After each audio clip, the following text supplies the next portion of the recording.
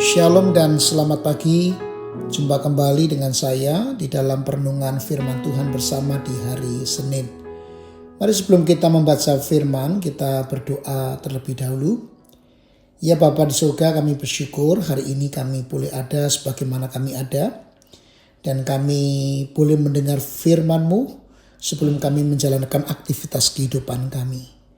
Kami mohon hikmat-Mu menerangi pikiran kami, sehingga kami bukan hanya mengerti, namun memegang teguh firman-Mu yang akan menuntun kami mengambil keputusan-keputusan yang benar.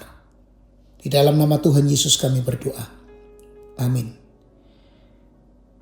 Firman Tuhan di dalam Pengkhotbah 12 ayat 13 mengatakan, akhir kata dari segala yang didengar ialah, takutlah akan Allah dan berpeganglah pada perintah-perintahnya. Karena ini adalah kewajiban setiap orang. Bapak Ibu Saudara yang dikasihi Tuhan, setiap hari kita harus mengambil banyak keputusan. Ada keputusan yang sederhana seperti bagaimana mengatur waktu, dan ada keputusan yang besar seperti memilih pekerjaan, membangun keluarga, mengelola keuangan, atau menghadapi penderitaan. Nah, masalahnya kita sering merasa sudah cukup bijaksana. Kita lebih mengandalkan pengalaman, logika, atau perasaan sendiri daripada mencari hikmat dari Tuhan. Kitab Pengkhotbah justru mengingatkan bahwa kehidupan yang benar tidak dimulai dengan merasa diri sudah tahu, tetapi dengan menyadari bahwa kita membutuhkan hikmat Allah. Bapak Ibu Saudara, di bagian penutup kitab Pengkhotbah, Salomo memberikan kesimpulan yang sangat penting. Takutlah akan Allah dan berpeganglah pada perintah-perintahnya. Nah, inilah inti hikmat yang sejati. Takut akan Tuhan bukan berarti hidup dalam ketakutan, seolah-olah Tuhan ingin menghukum kita setiap saat.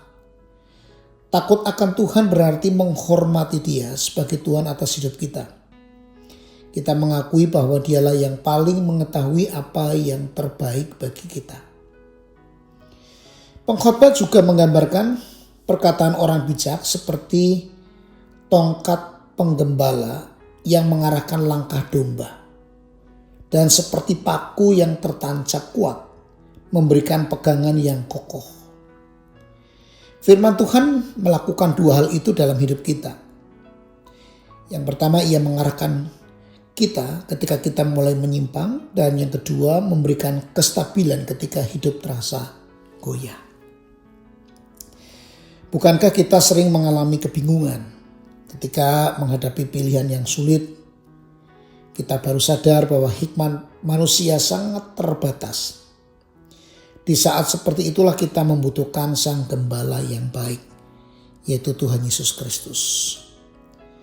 Kita tahu Yesus bukan hanya mengajarkan hikmat, tetapi Dia adalah hikmat Allah yang menjadi manusia. Melalui kematian dan kebangkitannya, Dia menyelamatkan kita yang bodoh karena dosa, dan memberi kita hati yang baru untuk hidup dalam ketaatan kepadanya. Karena itu Bapak Ibu Saudara, kehidupan iman bukanlah sekedar mengetahui banyak firman, tetapi belajar setiap hari menyerahkan keputusan, langkah, dan masa depan kita kepada Tuhan.